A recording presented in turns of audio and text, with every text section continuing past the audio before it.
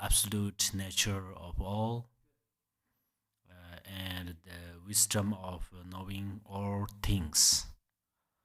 So these two kinds of wisdom arise in the Buddha's mind because he completely purified subtle and gross obscurations. Then he accomplished perfect realization. Uh, Actually, in the Dharma, it says the benefit for others, oneself, is the perfect quality of realizing knowable things, and for the sake of others, having completely purified all negative karma and obscurations. We say for the sake of others, that means uh, that inherently for Buddha himself, there is no rejection and no adapting. He has spontaneously accomplished everything in his Buddha nature, uh, because but because others' minds have dualistic mm, thinking. They have reject. They have to adapt. They have to do these activities. Uh, so, since we have dualistic perception, this perception affects us. And for purifying these dualistic perceptions, there are many systems of practice, and so that we can realize the many facets of truth and divisions of kayas and so on. Actually, the sutaras mention uh, two kayas, uh, the dharmakaya for oneself, and for others the rupakayas. Uh, when in the sutara, there is the division of the two kayas, the sambhogakaya and the nirmanakaya are the rupakaya. This is for the benefit of others, and dharmakaya is for one's own benefit. But in the Vajrayana, most of the time we have three kayas: uh, the dharmakaya, sambhogakaya, and nirmanakaya. And also another kaya which we call the innate kaya or the swabhavika kaya. So dharmakaya, sambhogakaya, nirmanakaya all appear from the union of emptiness and clarity, and the union of bliss and emptiness, and also the union of appearances and emptiness. These appearances have different layers. Actually, all appearances and emptiness are a union. But then, when we practice, there are different layers to over realization. At first, we can realize that some appearances are emptiness. For instance, we meditate on the generation stage in particular, and we specifically focus on Yadam deities. Uh, First, we try to make them appear. Then, second, we try to see them as emptiness. And then we progress from that, and slowly we will be able to visualize all appearances as the form of the yidam. The yidam's form is emptiness. For that reason, uh, all appearances are emptiness. Uh, Through the power of meditation, we can realize that all external appearances are emptiness, but internally we have not yet realized our thoughts. Our thoughts are emptiness. And also, we have not realized that they are the form of nirmanakaya and the form of the sambhogakaya and the form of the dharmakaya, and especially the form of the swabhavikakaya. So actually, we talk about four kayas, and right now the swabhavikakaya, the fourth kaya. In terms of our chakra, terms of our chakras, it corresponds with the navel chakra. The nirmanakaya corresponds with the crown chakra, and the sambhogakaya corresponds with the third chakra, and the dharmakaya corresponds with the heart chakra.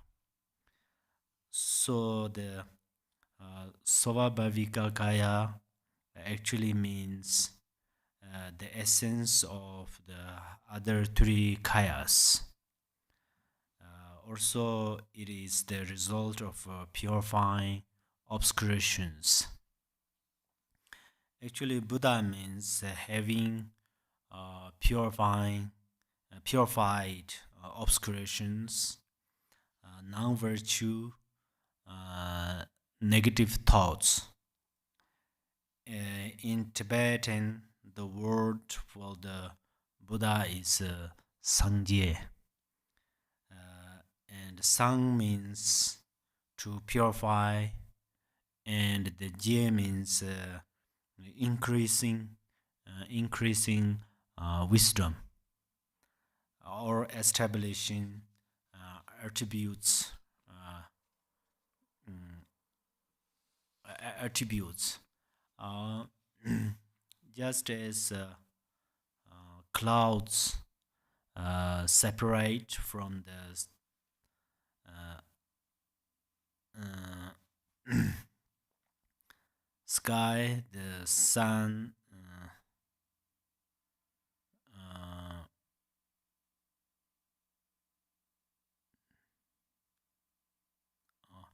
just as the clouds separate from the sun and disappear, and then the sun's rays appear. Similarly, when our obscurations of afflictive emotions and cognitive obscurations separate from the natural state of mind, then many wonderful qualities will arise.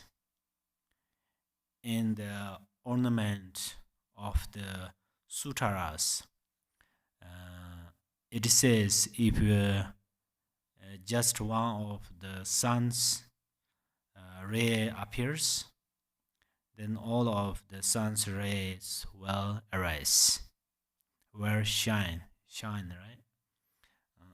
Similarly, if just an element of the Buddha's wisdom appears, then all of the Buddha's wisdom will appear. To put it briefly, Jie means the increase of uh, all the all of the Buddha's wisdom, like a mirror, mm, like a wisdom, all accomplishing wisdom, sameness wisdom, discriminating discriminating wisdom, and so on. And also all of the Buddhas, all of the boundless bodhicitta, brilliant wisdom, immeasurable compassion, they all radiate from the mind that has been purified. The omniscience of the Buddha has two root uh, divisions. First is pristine awareness that knows the real nature of things. The second is pristine cognition, which collectively knows phenomena. Mm.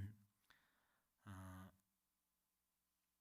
that means it knows the very subtle relation of cause and effect. For instance, there is a peacock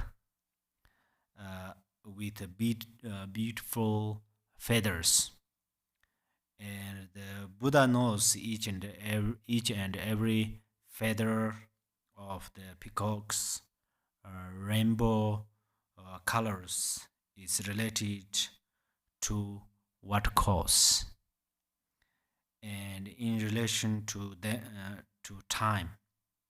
In each minute, how many thoughts arise in our mind? What is the cause and the fruition of these thoughts? The Buddha knows. Also, with distance, even from beginningless time, he knows how we started to live each of our different lives in different environments. These are all related to cause and effect, or karma, right? Karma. But he does uh, not know only superficially, but he knows in complete detail. But the principal thing is uh, not the Buddha's knowing the cause behind each of the colors in the peacock feathers. That is not so important here. What is important is that Buddha knows the meaning of each and every bodhicitta practice, compassion practice of the six paramitas.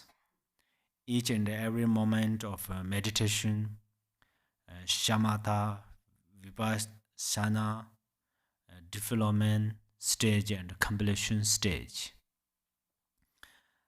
What will come out of them, and then he knows if we accumulate virtues, merit, what is it is the result, and if we rely on non-virtue, it will result in which lower realms. These things are very important. And we are followers of the Buddha, so we have to understand that he knows uh, these things, and then we practice. We should remove the cause of the lower realms and the cause of samsara, and cultivate the cause of pure lines. Pure lines are in expression of bodhicitta, so we have to cultivate bodhicitta. Bodhicitta is the essence of the Buddha nature, uh, Buddha and Buddhahood. So these things are very important for Buddha's followers to know. In brief, omniscience is the direct opposite of ignorance. Ignorance is the cause of samsara. Uh, in the so ignorance and this omniscience are always opposing each other, like sunlight and darkness. In the darkness, we have many fears. For example, we think there are ghosts, or we think we hear strange sound, all lots of serious things. Sometimes through these thoughts, these kind of things appear and they harm us.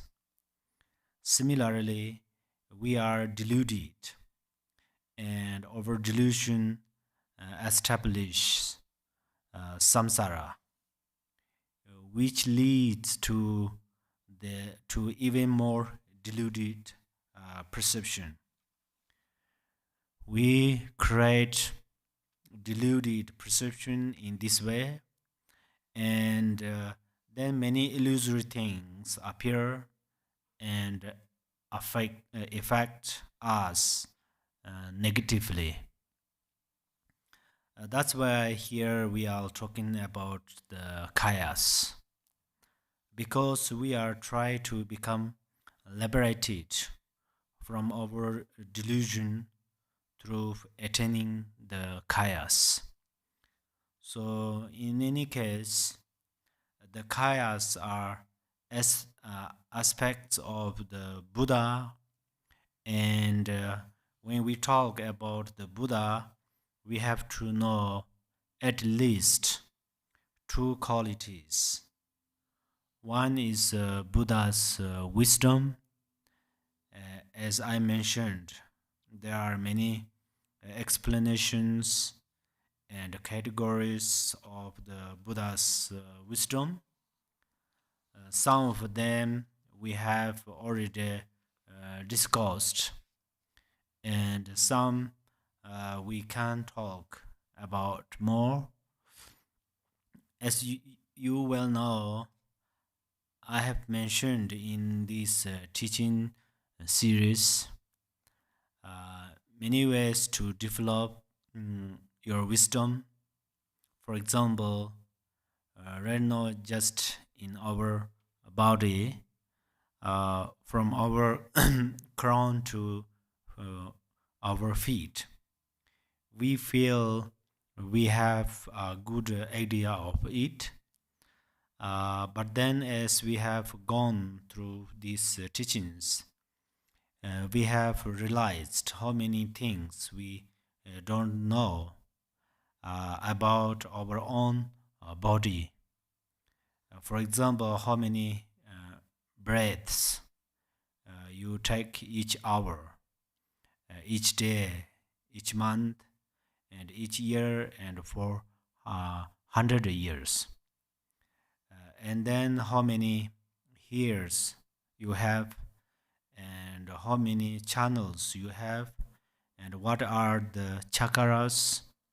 All of these things only Buddha has taught. Then we know that, oh, of course, there are uh, many other things we don't know about. We don't know, but we just judge without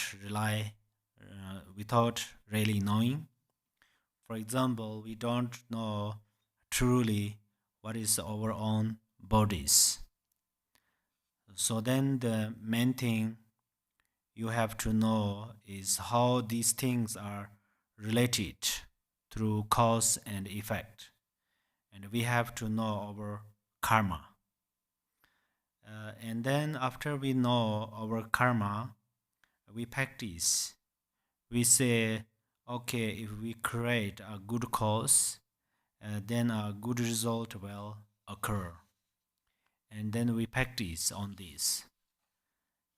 Just as when we create negative cause, then the result will be suffering. And, and we are not able to accept suffering. If we create the cause of suffering, then this suffering occurs in our life or in our body or mind. It's hard to remove it, but we can remove suffering because when we create karma, then at that time, if we try to create a virtue, that means we can avoid uh, much suffering and purify past cause of suffering. So, Buddha's principal quality is knowing the full extent of all interdependence, from nirvana to samsara. Everything he knows very clearly. Not only does he have the power of knowing, he has another quality. He has inconceivable bodhicitta and boundless compassion. That's where what he does, what he says, and what Buddha thinks is for the welfare of us, mother sentient beings. These are mm, uh, these are his natural qualities. That's why we can follow him and take refuge in him because he never betrays us. Especially, he has not a single uh, expectation to gain something for himself. So then there's no reason to give rise to a single bit of doubt that Buddha can help us or not. We often say that the power of mantra is inconceivable, and then the power of some substances are inconceivable. The power of some aspirations are inconceivable, but they are all still conceivable. Uh, what is real inconceivable is the Buddha's power because it is boundless. So the Buddha has that kind of potentiality. So if we have not yet precisely found our excellent shelter or protector, it is time to recognize it. but we don't want to search for the Buddha somewhere. Uh, as Milarepa said, don't ask me where your Buddha nature is. You look at your mind. So the dharmakaya is in your mind. We can only introduce you to it, and at that time we say it is in your mind. But your natural state of emptiness is Buddha nature. Your natural state of innate bliss is Buddha nature. Your natural state of lucidity is Buddha nature. Whether we explain it from different directions, using different vocabularies, or not, what it comes down to is Buddha is your mind. This does not mean that your mind creates Buddha, especially ordinary mind. Its nature is Buddha. This is very important to realize it. Realize first. So then, when we talk about the Trikayas, we begin with the Dharmakaya because Dharmakaya is the foundation of all the Trikayas. We have already discussed a little bit what the Dharmakaya is. But briefly, the Dharmakaya is the ultimate Dharmadhatu. It is completely beyond deluded actions, faults, and ordinary appearances. It is beyond ordinary words. It has 8 great qualities. Number one is it is equal or equality. Equality means the Dharmakaya of all the Buddhas and the Dharmakaya of all thinking beings are in no part different. Not in a single respect. And then second, it is vast. Vast or vast?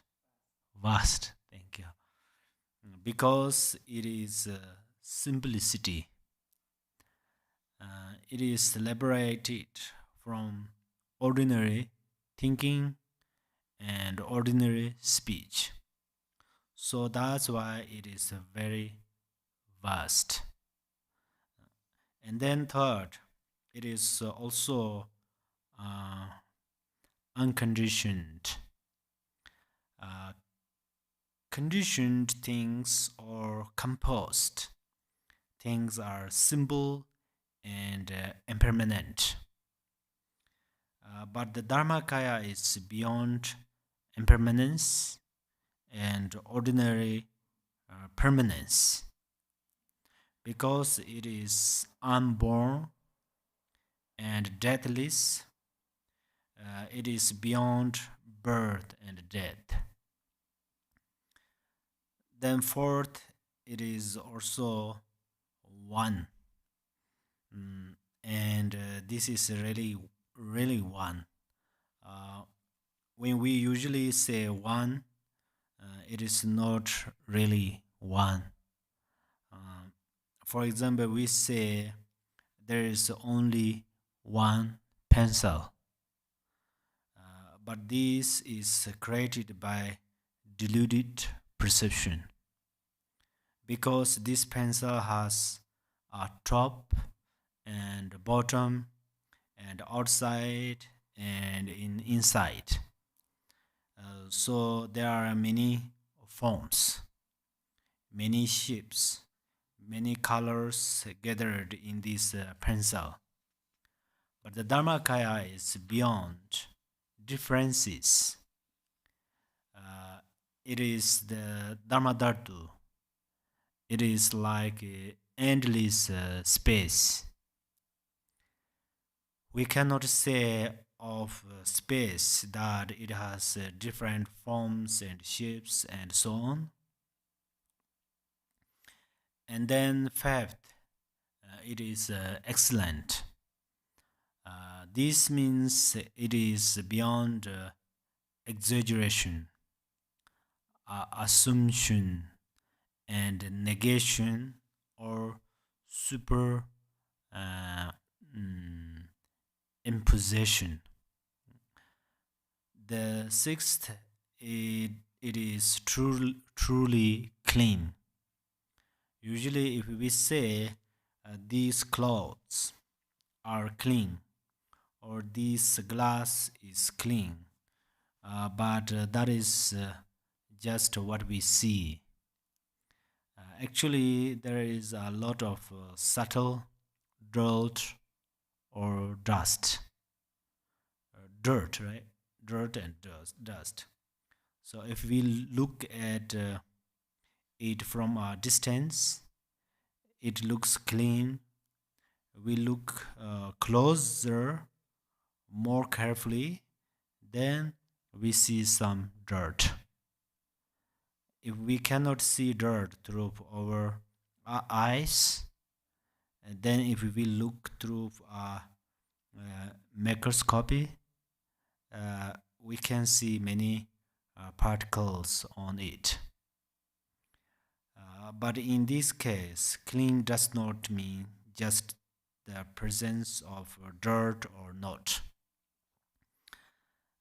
It means it is purified of and inherently never mixed with the afflictive emotions.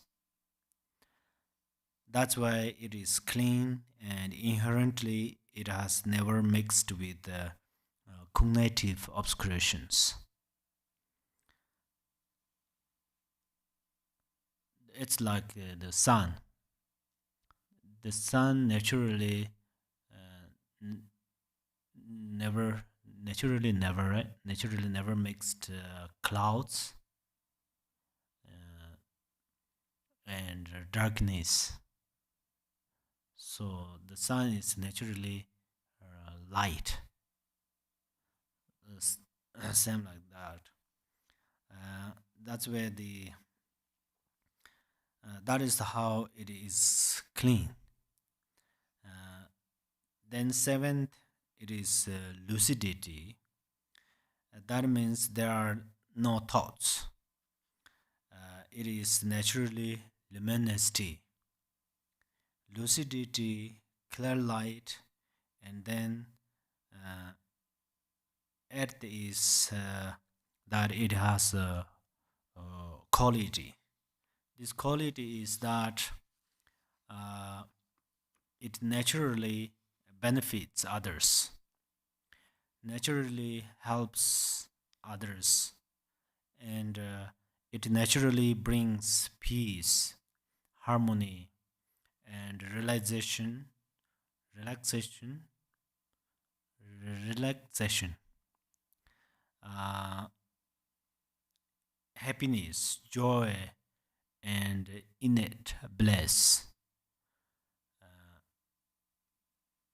then the Sambhogakaya also has eight attributes.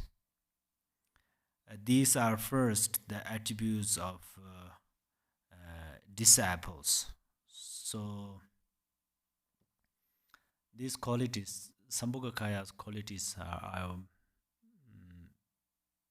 explained through Sutara path. Mm. Uh, the Sambhogakaya's disciples are bodhisattvas who have already obtained the 10th bhumi. The second attribute is pure land. So it means the Sambhogakayas uh, remain or stay in Pure Land, not in uh, unpure land, in Pure Land. Mhm. Uh, there are two kinds of Buddha fields: impure and pure. From the perspective of the relative truth, the sambhogakaya Buddha field of Aganishita, for example, it is always pure. Maybe you think if the sambhogakaya's disciples are bodhisattvas only, then I am not able to be the disciple of sambhogakaya. But whenever you arouse bodhicitta in your bodhicitta, you are disciple of sambhogakaya. If you don't arouse bodhicitta, then it is quite hard to become an authentic disciple of the sambhogakaya. And third, the form of the sambhogakaya always appears as Vairochana and other Yidam deities. Fourth, they have 32 minor and 80 major marks on their bodies. These do not just occur but are established through their merit during the path of accumulation. So they have these qualities. For instance, on the palm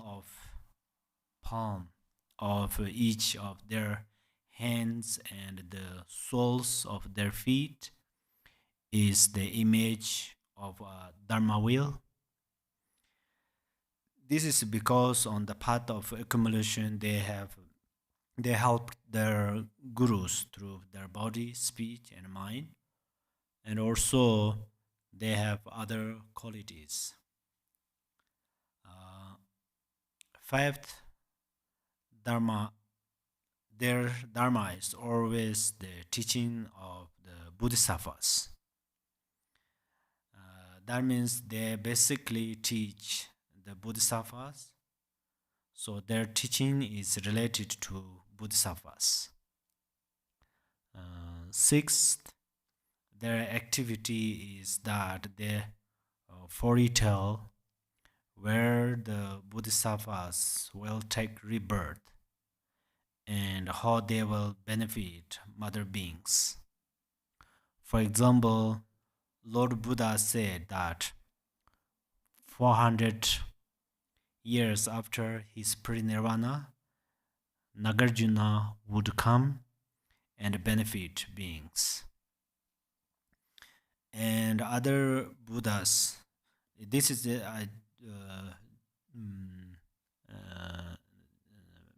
made this example also in the, for example, some Tathangatas also said same like Amitabha Buddha, you will become Buddha and then you will create pure land, and then whoever supplicate you, they will rebirth in your pure land, something like that. And another Buddhas prophesied that in the future material Buddha would come. What's that? Or prophesied.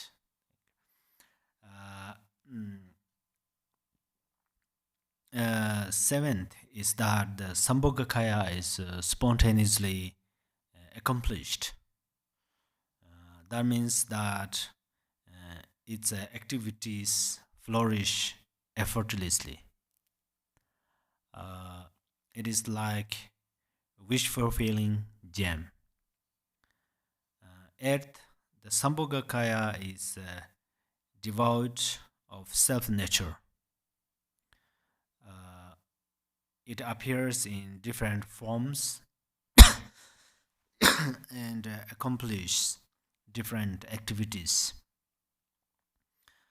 But the sambhogakaya is inherently beyond self and others and colors and forms.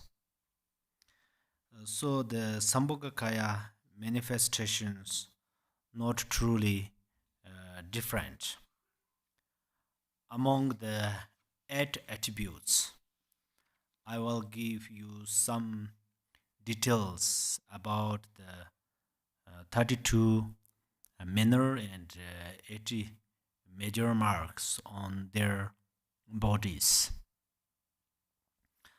The sambhogakaya perfectly accomplish helping others. That's why if they have food that is not delicious, it tastes delicious to them.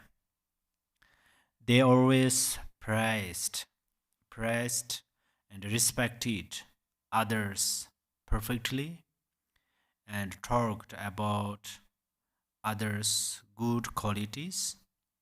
So their teeth are white and they have given up corrupt livelihoods. So their teeth are very even, right? Even.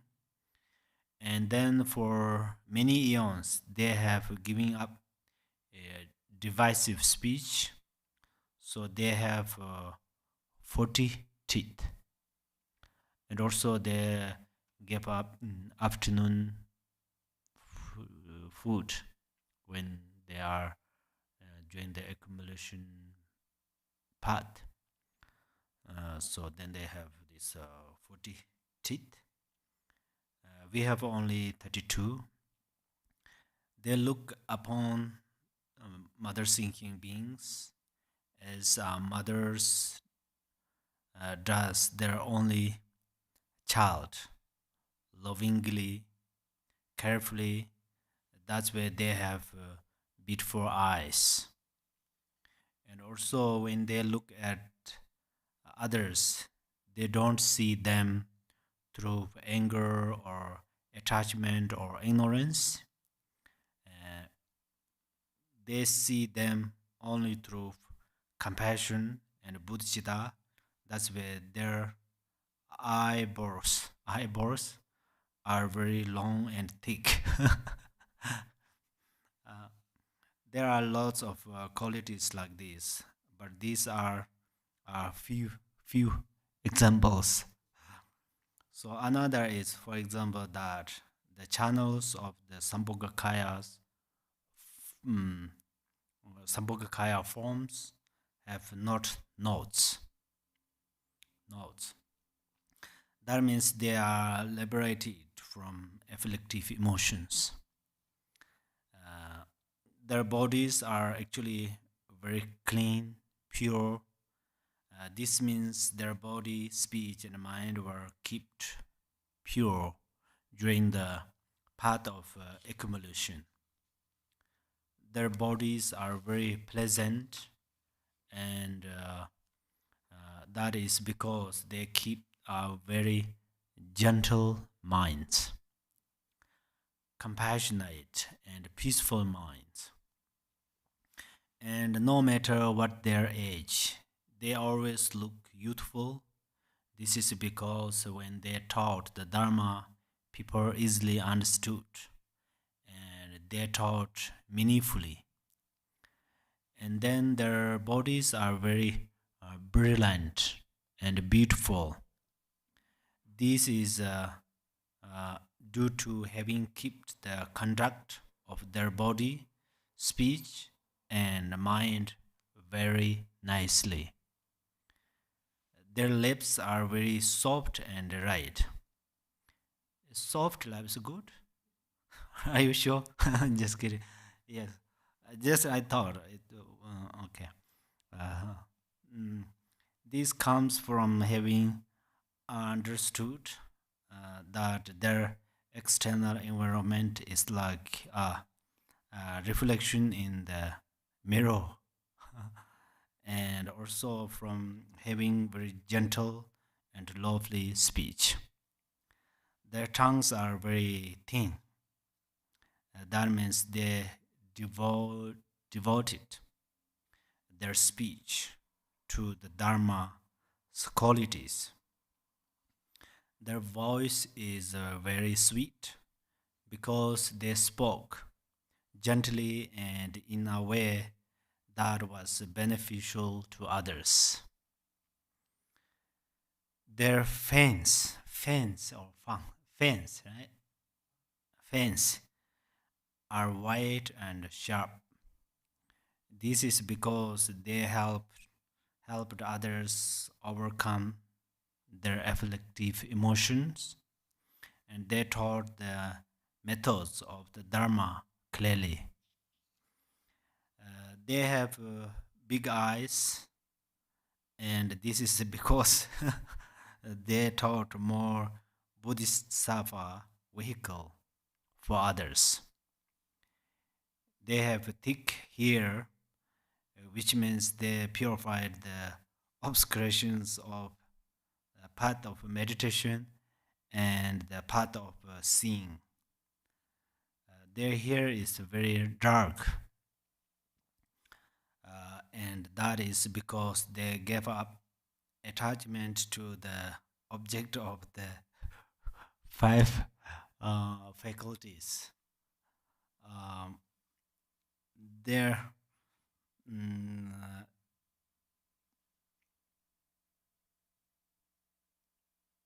okay, their hair is fragrant.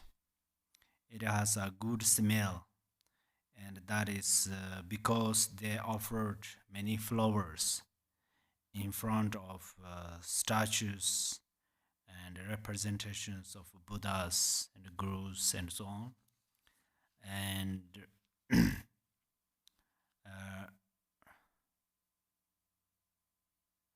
right now right now the beauty or the handsomeness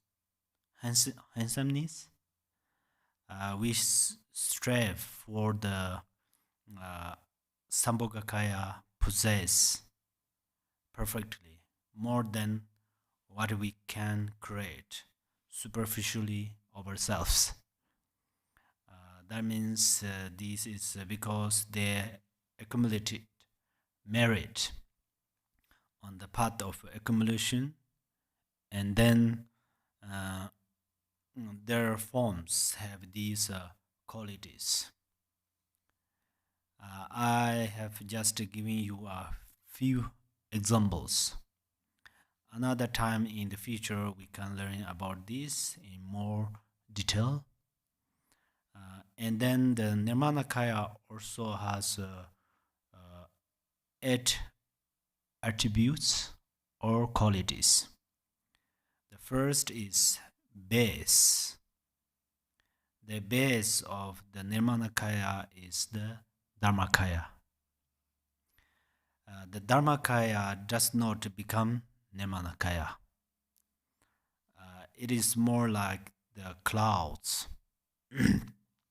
They have no perception or thoughts, but they give rain. And then the rain falls on the earth and helps the plants and the humans and all animals. Similarly to that, the nirmanakaya comes from the dharmakaya. It spontaneously occurs. And then second is cause. Uh, what cause is what caused the nirmanakaya to occur? It is the motivation to act for the welfare of beings, which is a boundless compassion. The dharmakaya is the nature of compassion. That's why the nirmanakaya comes from it. So it is really cause is compassion. And then third is pure light. Actually, the nirmanakaya don't only come to the pure lines. They come to the impure lines, like this Mother Earth. This earth has many nirmanakayas. And then fourth, time. When do nirmanakayas come and how long they stay in this world or in samsara for the welfare of mother thinking beings? The answer is timeless. They always come to this earth, and wherever the Buddha Dharma remains, nirmanakaya will remain. And then the fifth attributes has three kinds. For the first is artist, artist, emanations. That like Vishwakarma. Vishwakarma, who is artist, so nirmanakaya they take rebirth like a different lives, right? For others. So those who are very skilled in art or music, they can benefit mother thinking beings in this capacity. And then second, there is also what we call born or incarnated nirmanakaya. So these are born into a life or a form. They take rebirth as a rabbit or birds or sometimes water or a bridge or sometimes trees. They take rebirth in different ways for the welfare of mother sentient beings. And then third, there are the supreme nirmanakaya. Supreme nirmanakaya are like Shakyamuni Buddha. He performed the 12 acts of a Buddha. So these 12 deeds of supreme emanation nirmanakaya are: number one, remaining in Tushita; two, descending and entering into the womb; three, taking birth; four, gaining proficiency in the arts; fifth, marriage; sixth, renouncing the world; seventh, practicing austerities; eighth, reaching the point of enlightenment; ninth, vanquishing maras and demons; 10th, attaining perfect enlightenment; 11th, turning the Dharma wheel; 12th, passing into final nirvana. Actually, passing into final nirvana means then he passing into the dharmakaya. The sixth attributes of nirmanakaya is entering and showing the three kinds of nirvana. These are nirvana with the remainder of aggregates, non-dwelling nirvana, and then the non-duality beyond nirvana. I think this maybe perhaps you heard, perhaps you didn't. There are some masters,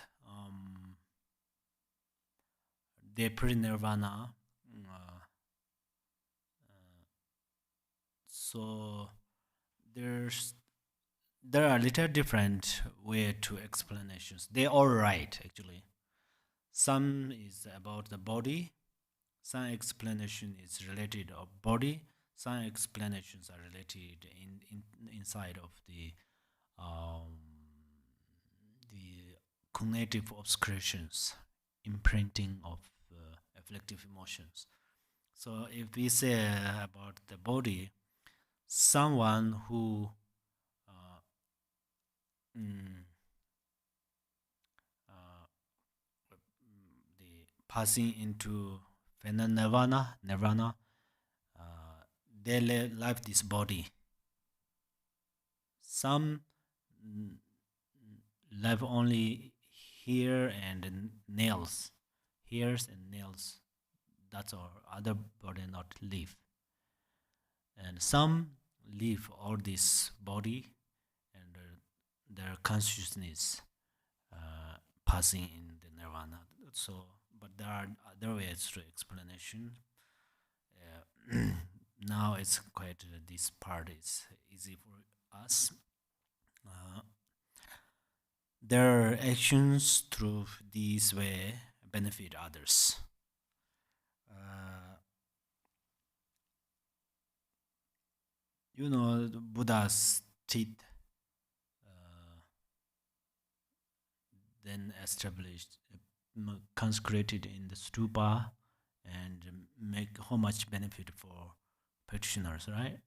And there are lots of, and then if they leave body, and then uh, they make fire puja, and then relics come. These relics, how much benefit? So we know.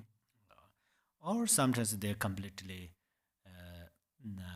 passing in nirvana, their body, speech, and mind, and then it's really pull up our devotion. So that it has also wonderful benefit. Anyhow, the seventh is ripening, which means helping those who are on the path ripen to the next level of these paths. For example, helping practitioners who are on the path of seeing reach the path of meditation, and help realizations ripen in their minds. And then eighth is liberator. Mm, This means for those who have already ripened virtue in their minds, the nirmanakaya helps them be completely liberated from samsara. So, since mother thinking beings are endless, nirmanakayas are never ending, because they will help mother beings in whatever they need through their actions. So, wherever mother thinking beings, there are nirmanakayas. So, your good parents, your good children, your sweet friends, your kind doctor, your lovely pets, your beautiful clothes, nice house, the fruitful trees, meaningful books, safe cars, delicious food, refreshing drink, good weather, beautiful rainbows, useful laptop or phone, comfortable shoes, warm socks in the winter, uh, uh, inspiring photos, brilliant lights, cozy, cozy, cozy chair, starter table, starter, right? It's comfortable table. Soft heart, perfect prayer will, soothing breaths, pure perception, and so forth. They are all activities of nirmanakaya. Because Lord Jigten Sungkun said in the Buddha's single intent, everything done in the field of knowable things is done by the Buddha.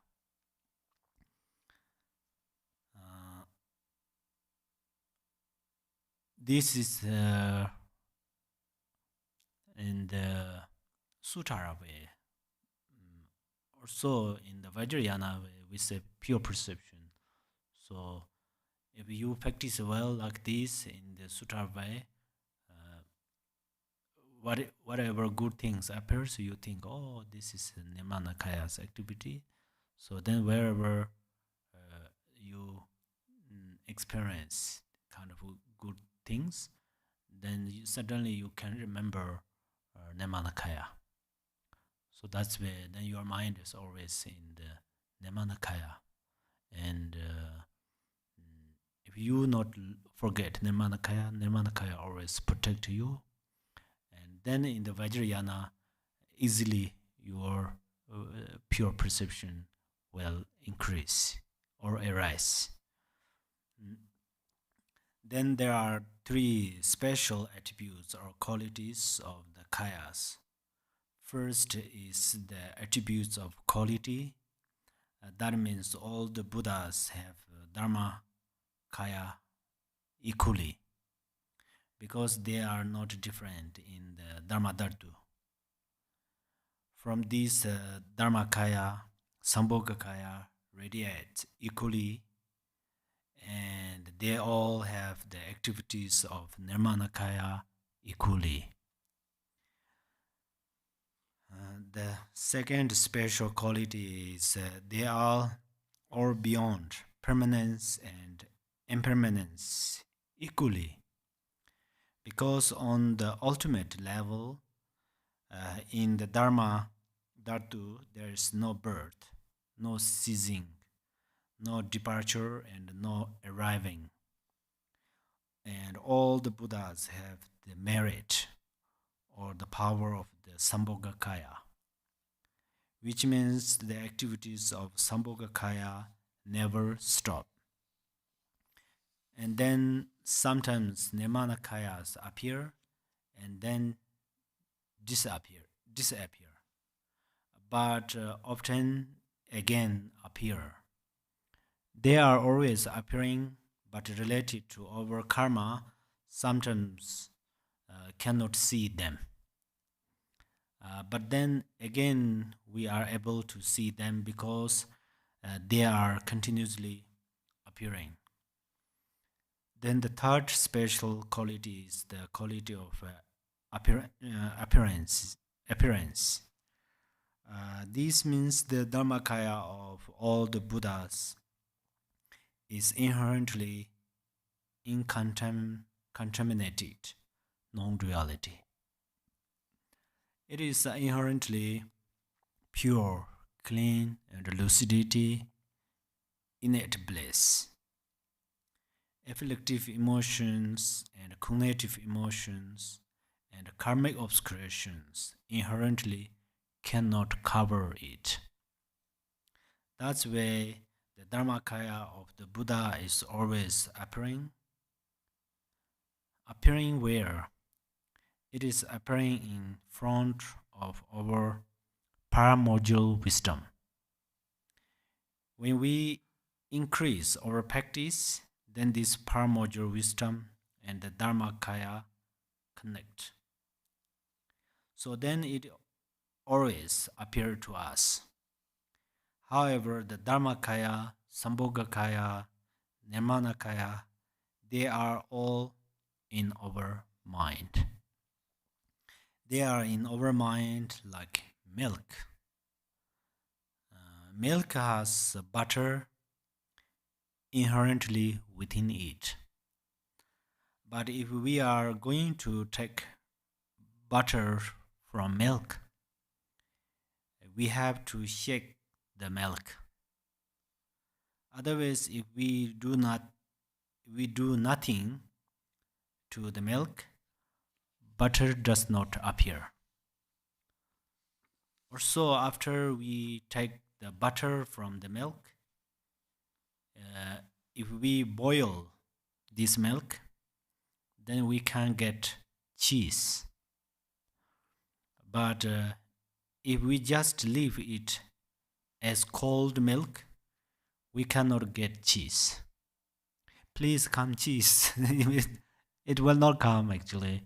So, but you know, right? That so we have to do something to get cheese from milk. And also from milk we can make yogurt. For this also we have to do something. Without doing something, just milk cannot become yogurt by itself.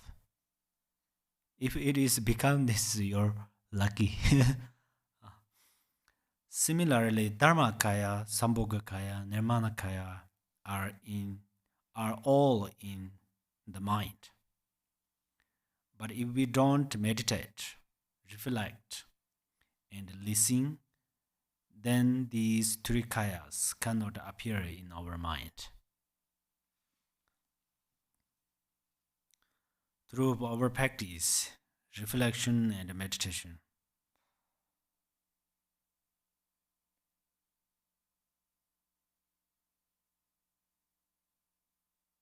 perhaps, okay, and also learning how to meditate, how to reflect, and how to practice through listening. If we do this, we will have innate bliss naturally in our mind. This is the sambhogakaya. And we have lucidity in our mind. This is the nirmanakaya. We have non-conceptuality naturally in our mind. This is dharmakaya. So three kayas appear in our mind, then 24 attributes spontaneously appear in our mind.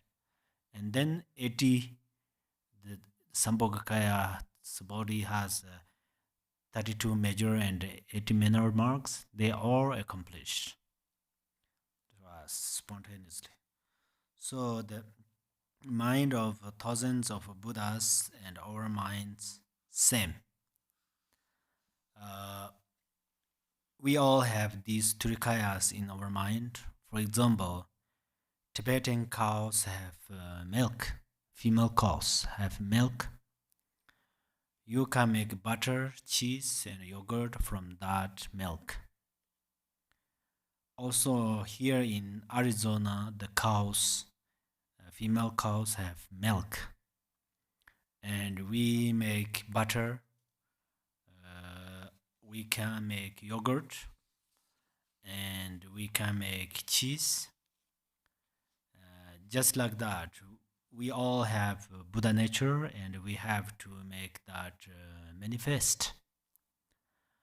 But how we have to make it appear is, as Milarepa said, to describe the nails that go with the view. The three are life's appearances being the display of mind. The nature of mind unfolds in luminosity's space. In that, there is no discrimination at all. All appearances are our mind. We have to know that all appearances are the projection of our mind. Our mind is deluded now. That's why we see there are many good things and bad things. and useful things and useless things. And then we experience good feeling and the bad feelings. Suffering means that good feelings are temporary, bad feelings create pain and so on. But then we have to realize that all appearances are mind. Beyond mind, there are no appearances. We decisively settle on that. Then the mind itself is also clarity, lucidity. This is the nature of mind. Like the nature of the sun is light. So the nature of mind is lucidity, but then one may think, oh, this is lucidity, this is good.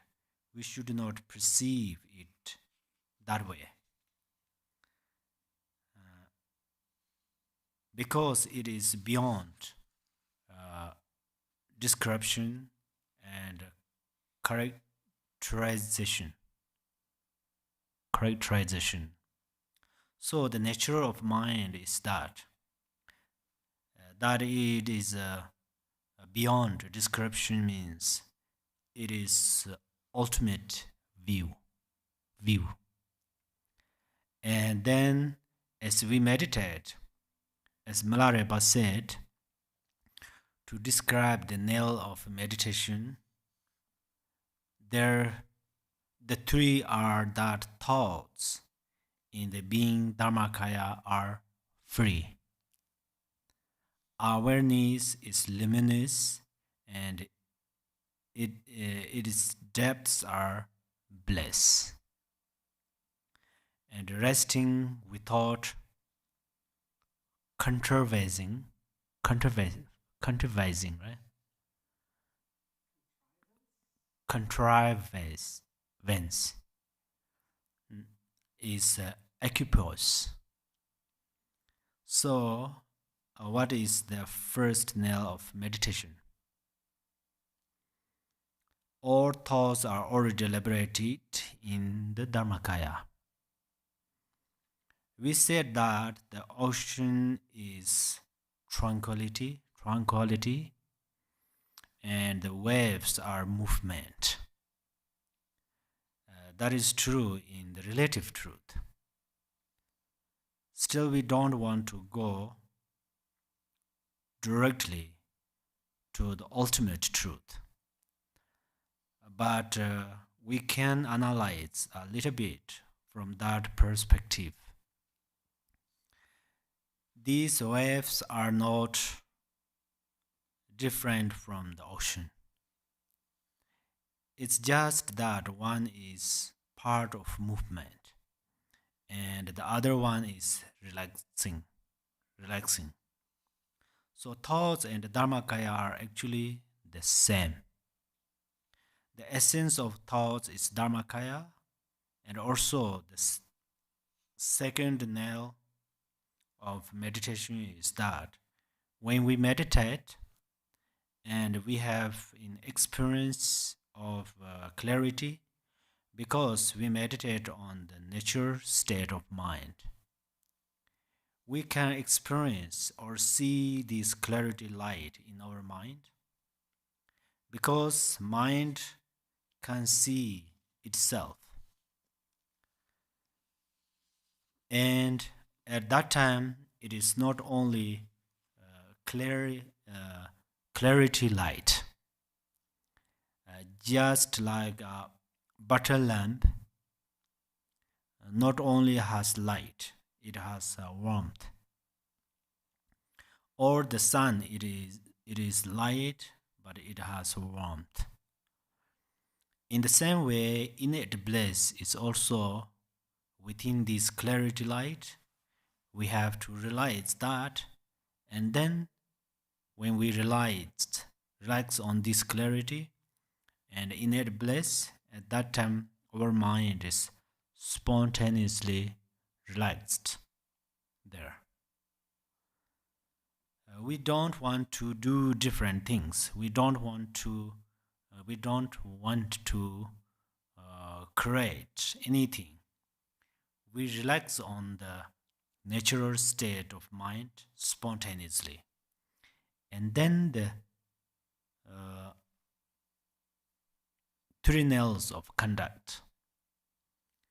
Milarepa says to describe the nails of conduct. There are three. The 10 wholesome deeds are the natural expression of conduct. The 10 unwholesome are naturally pure in their ground. And in luminous emptiness, there is no need for an antidote. So, what are these nails? First, if we really maintain the view in the Dharma Dhatu, we are relaxed and at ease, and we clearly remain through primordial wisdom. Then all these 10 virtues are accomplished. It says this indirectly. We are practicing the 10 virtues. When we practice in the 10 virtues, the 10 non virtues are spontaneously purified. It's like darkness cannot remain in front of the sunlight. And then at that time, there is no antidote necessary because the antidote and the object to give up are of the same essence.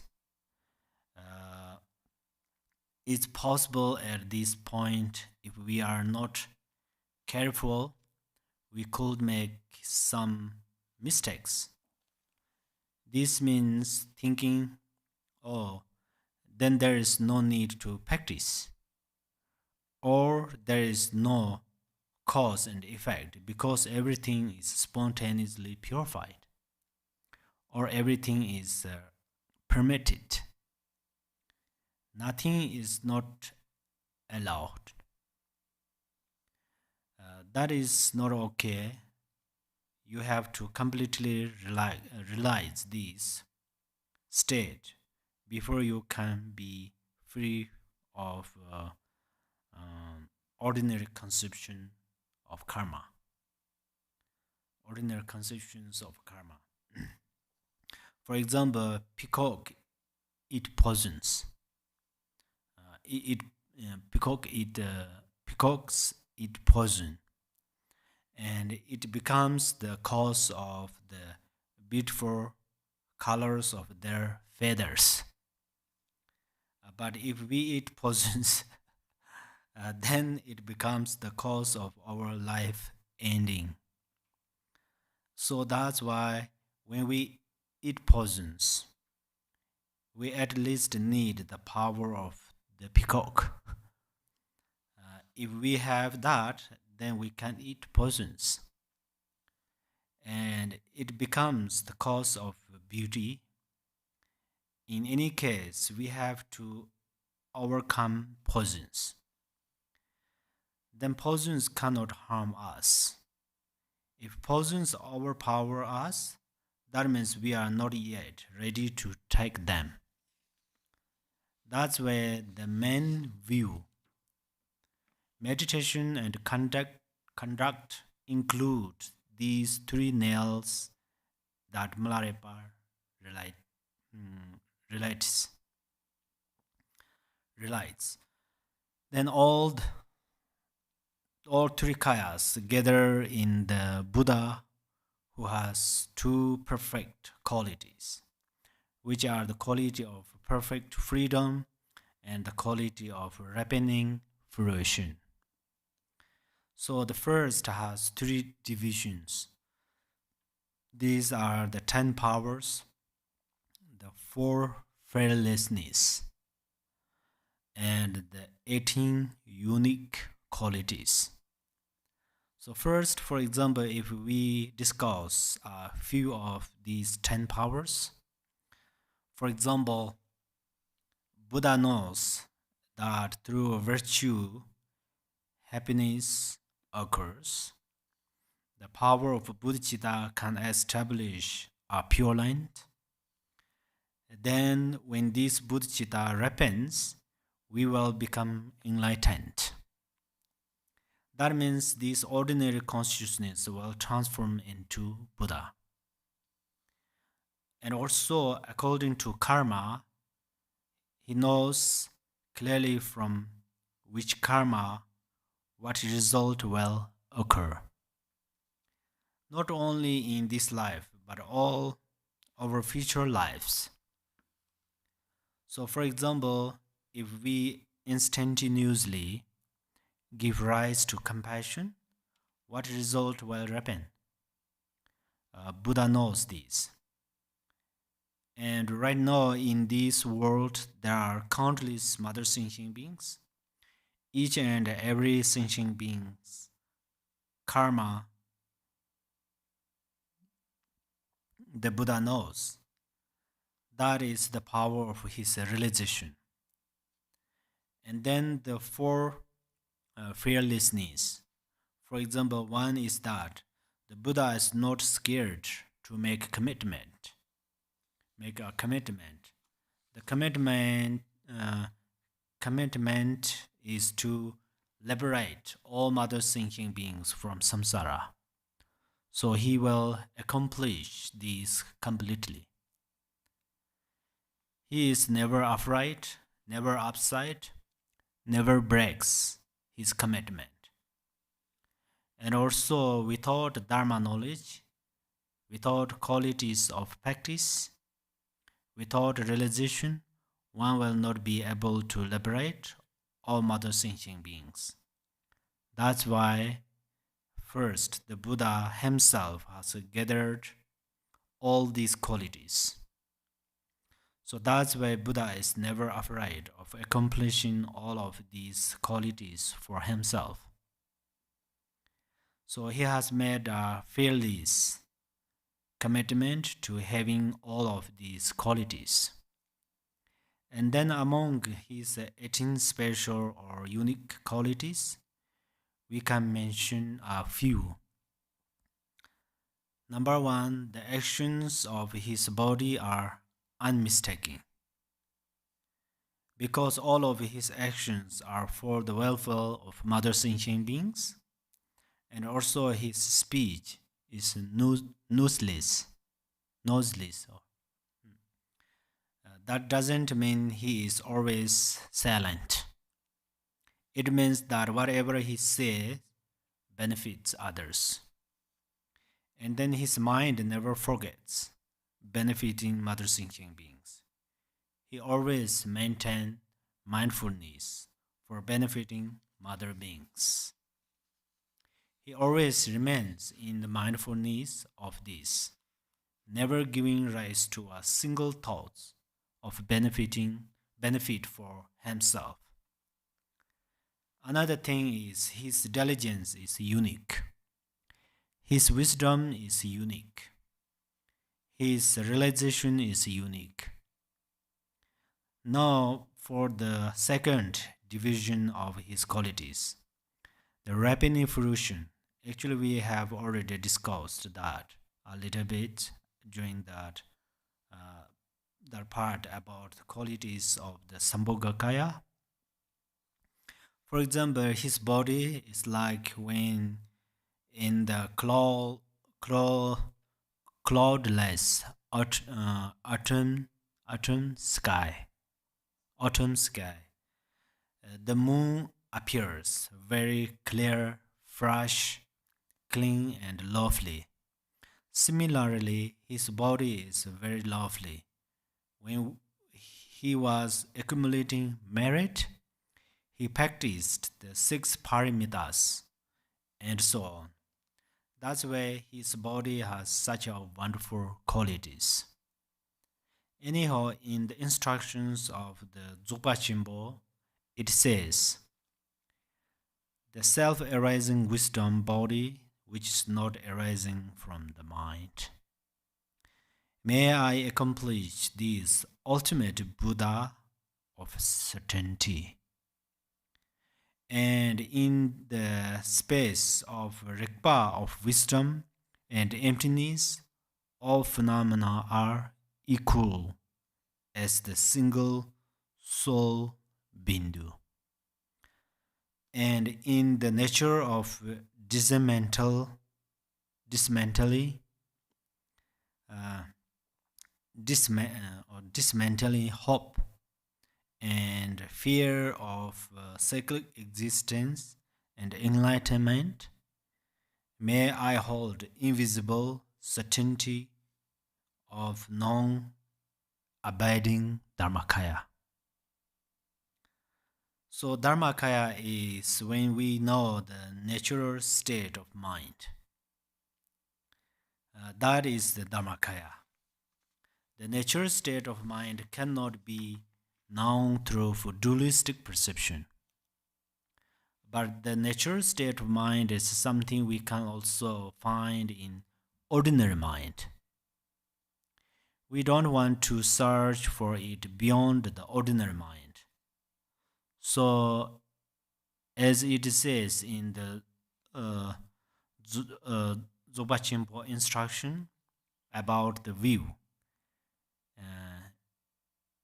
it is a secret of the mind. May this be seen through the power of the Guru's path instructions. So that's why it is we are going to get to the natural state of mind through the Guru's path instruction. The Guru's instruction is always like the sunlight. The Guru's instructions always help us because of the Guru's kindness, compassion, bodhicitta. So we should develop our devotion. In the instructions, it says, with faith and devotion of perceiving the glorious Guru, the Paramojur Lord Protector is the all-equal dharmakaya, transferring the blessing of the ultimate realization lineage in my mind. In any case, wherever we realize the natural state of mind, at that time we receive the great empowerment of the radiance of Rigpa. So if we realize this natural state of mind, then we already spontaneously accomplish the Turikayas. This natural state of mind has wonderful qualities. These qualities are like, for one, luminosity. From this luminosity, the nirmanakaya radiates, and then it has innate bliss. From this innate bliss, the sambhogakaya arises. It is naturally beyond dualistic perception. It is naturally non-duality. It is naturally paramojur wisdom. So this is dharmakaya. So as Milarepa said, one comes to terms with the mind through view. Meditation turns these into experience. Conduct fills in the picture in every detail. What actually happens? The four kayas manifest. The fruit of all these is asserted in terms of mind. Realization is seeing this all come down to the same. So our meditation and reflection, practice and learn, through all of these, we can finally manifest the four kayas. So we have to talk a great deal about the four kayas up until now, which are the dharmakaya, sambhogakaya, nirmanakaya, and the fourth kaya, which is actually the swabhavika kaya, or innate kaya. And then where the kayas are in relation to our physical form is equal to the Vajrayana in our forehead, there is a palace of the nirmanakaya. Our throat has the palace of the sambhogakaya. In our heart, there is a palace of the nirmanakaya. And in our navel chakra, there is the palace of the innate kaya. So in terms of our three doors, body, speech, and mind, when anger is purified and our ordinary body purifies, the nirmanakaya appears, and it is naturally mirror like wisdom. And when our speech and the afflictive emotion of desire are purified, the sambhogakaya manifest. When mind and the afflictive emotion of ignorance are purified, the dharmakaya manifests. Then when these three poisons or three afflictive emotions are equally purified, and our body, speech, and mind, three together are purified, the innate kaya appears. Okay, now we are going to discuss Buddha's activities. Actually, Buddha has no thoughts. Dharmakaya has no thoughts. But from the Dharmakaya radiates the Sambhogakaya. The Sambhogakaya also has no thoughts, but the nirmanakaya appears. Nirmanakaya appearances relate to our thoughts. And then through this way, they benefit mother thinking beings. But still we think, oh, maybe dharmakaya doesn't benefit mother thinking beings directly. So I will clarify this. These three kayas each have three kayas. The nirmanakaya has three kayas, sambhogakaya has three kayas, the dharmakaya has three kayas. But then how they benefit mother thinking beings without ordinary thought and perception is, for instance, through the kaya of forms. I will give you an example. The king of the gods, Indra, stayed in the lapis jeweled palace. Lapis jeweled palace. The palace made of Bendria means the lapis jeweled. He lived there with many goddesses, with many gods and goddesses around him. He joyfully remained there, and through the power of the lapis that the palace was made of, his whole body was reflected outside the palace, everywhere. And outside the palace, even far away, many other gods and goddesses saw the powerful Indra joyfully living there. Then they had more desire to become like him, and they supplicated and made wishes and prayers to be reborn in a life like this. Actually, they don't know that what they were seeing was only a reflection of the powerful Indra. Indra is king of God. They thought it was real. Through this, their practice, their prayer, and wish made it so that in the future they also had that result because they created that karma.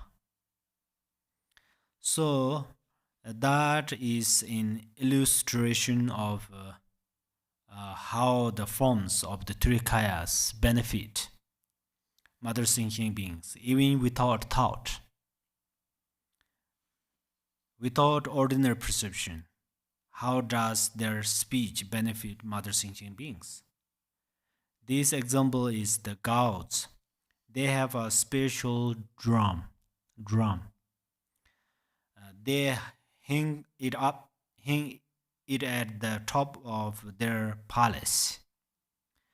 This drum has no thoughts, but through the power of the gods' virtue, from their previous lives, dharma just sounding out.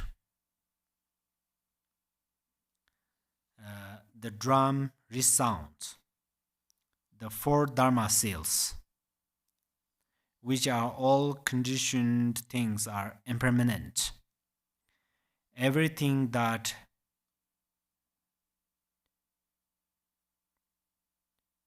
uh, deteriorates, deteriorates.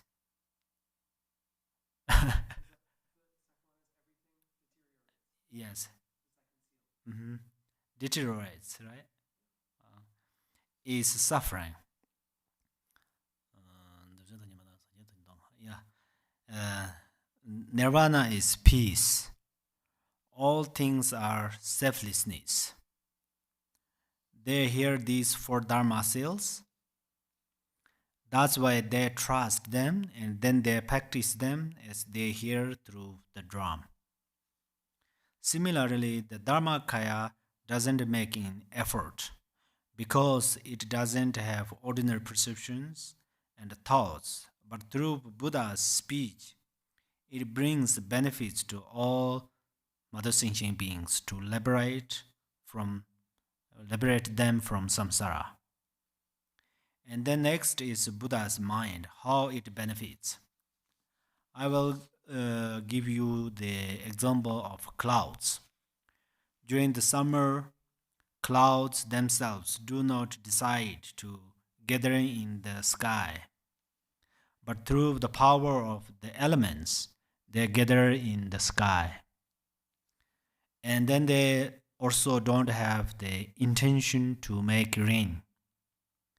They don't have that intention, but they make rain, and also they don't have the thought to make the plants grow and benefit mother benefit mother earth, but the rain brings the plants benefit.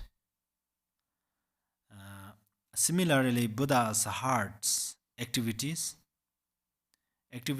is without thought, but the rain of the dharma through the power of compassion and bodhicitta fails fails or falls, right? Falls on sentient beings, then in all mother sentient beings, minds will grow the plant of bodhicitta, compassion, and the dharma mind. And then there is another example, which is the sun. The sun doesn't have the thought to make the flowers blossom, but the sun's ray touch the flowers, and at the same time, many flowers blossom. Just like that, Buddha's primordial wisdom radiates and touches the minds of practitioners, and from their mind, their primordial wisdom also radiates. Also, another example is the moon. It has no thought to reflect in the water, but wherever there is water, the moon's reflected there. Then the water is more bright, and then moon's reflection clearly appears. Similarly, Buddha's nirmanakaya arises in the pure virtuous minds of mother sentient beings. And also they become Buddhas, nirmanakaya, and so on. So that's how the activities of the Buddhas, kayas, occur beyond ordinary thought. Buddha is like a wish fulfilling jewel. Beings who have this wish fulfilling jewel, if they supplicate the jewel for the sake of their good wish, then this jewel will help them in mundane way. Similarly, if we supplicate the Buddha and practice, meditate and pray and so on, then we will also accomplish we will also completely become Buddha. So we discussed the kayas and their activities. Then how we practice them is we have to practice with the guru. Because the guru is the essence of these three kayas. As it says in the prayer of the 7 chapters, in the pure light of the unelaborated expanse of phenomena, the nature of dharmata, unborn and unceasing, free from past, present, and future, is the wisdom body of a great bliss, spontaneously perfect, free of activity, whose compassion is impartial like the sky. I pray to the dharmakaya guru. So the guru is dharmakaya. When we meditate, especially when we look at our rigpa, our intrinsic awareness, then we will be able to see the guru's mind.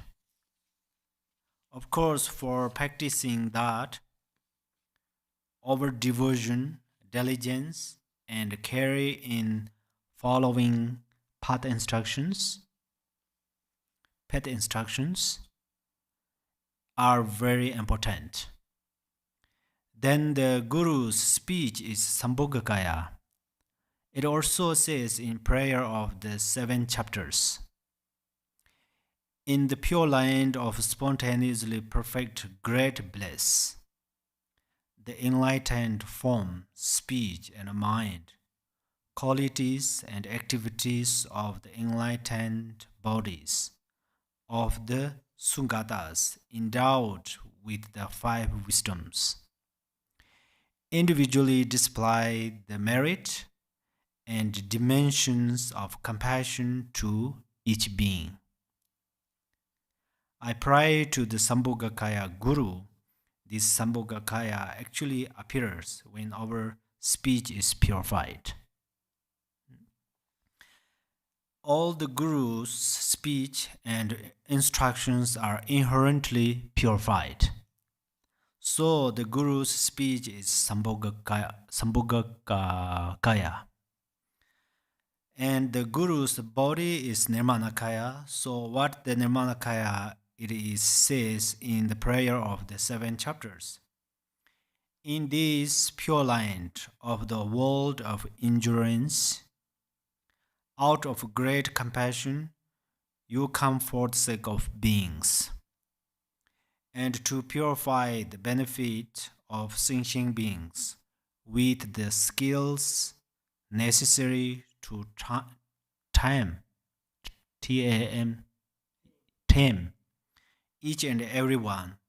I pray to the Nirmanakaya Guru of 3 times. So, what is the result when we recite these? We will achieve the Turikayas through supplicating and meditating on the Gurus. The Gurus are the embodiment of the Turikayas, and we are going to practice them through the four mindfulness of the Vajrayana. What are the are is first, whatever appears to the eyes, all that is outer and inner, the universe, beings and objects, even if they appear, leave them in their nature without grasping. That which is free from grasping and clinging is the clear and emptiness enlightened form of deity, form of the deity. It is also the Guru, self-liberated of desire and attachment. Then, similarly, whatever is heard by the ears, all sounds, whether held to be pleasant or unpleasant, let them remain in the state of sound, emptiness, free from thought and recollection, unboring and unceasing. Sound empty is the conqueror's speech. Conqueror's speech. And practicing in this way, we will improve and realize the Guru's speech is sambhogakaya. And then all that moves as object of the mind. In this way, whatever arises in the mind, whatever thoughts of the five afflictive poisons arise, do not alter them with thoughts of welcoming in advance or examining the past.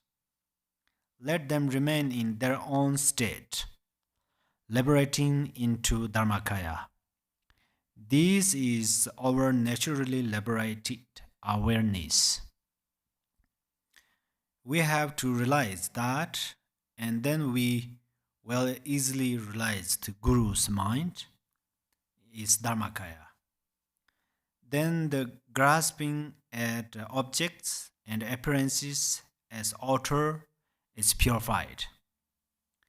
The true nature of the clinging mind is inner, is liberated, and recognizing the middle luminosity as one is own nature through compassion of the Buddhas of the three times. May the minds of all beings like me be freed. Through this practice, then we will be able to see the Guru's form as nirmanakaya. If we meditate on the Guru whose mind is dharmakaya, then it blesses us to attain great confidence in the view. And then when we meditate on the Guru's speech as the sambhogakaya, then the Guru blesses us to attain the perfect great potential of meditation. Then we meditate on the Guru's form as nirmanakaya, and the Guru blesses us to develop the great perfection of conduct. If we realize this within the meditation on the Guru, then we will find our own paramodule basic awareness, which is in unchanging state. And whatever arises in the expression of dharmakaya, in which neither good nor bad exist, will be liberated, because the present awareness is the Buddha abiding in actuality, abiding in actuality, then we will find the carefree and joyful Guru within the center of our own heart. When this innate mind is realized as the nature of the Guru, there is no need to make a big deal with contrived supplications, grasping, and clinging. By relaxing within the self, how to say, self settling,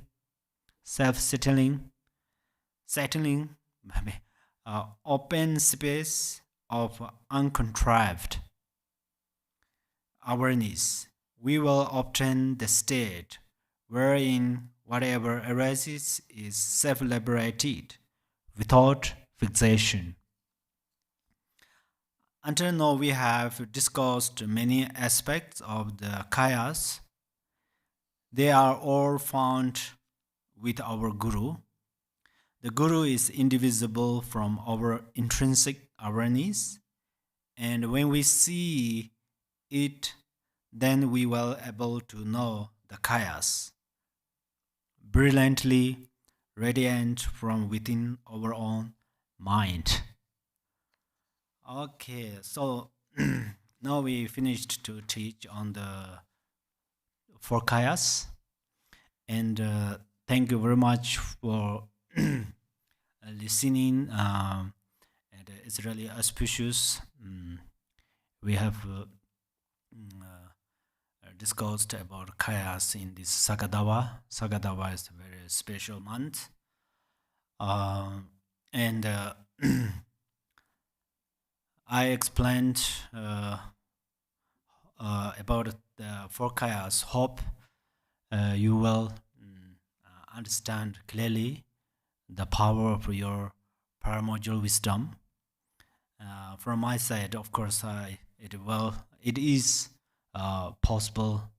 I couldn't make sense or something like that, unclear or made a mistakes or whatever happened. I deeply confess, and then now please arise your bodhicitta from your mind, and then let us dedicate together. Chancho senjo rembo che ma je banan ji jor je ba nyam bar me bar yang gong ne gong de be war shu. May bodhicitta, the precious and supreme mind, arise in whom it has not yet arisen. Where it has arisen, may it not decline, but ever increase higher and higher. Thank you so much. Long life, happy life.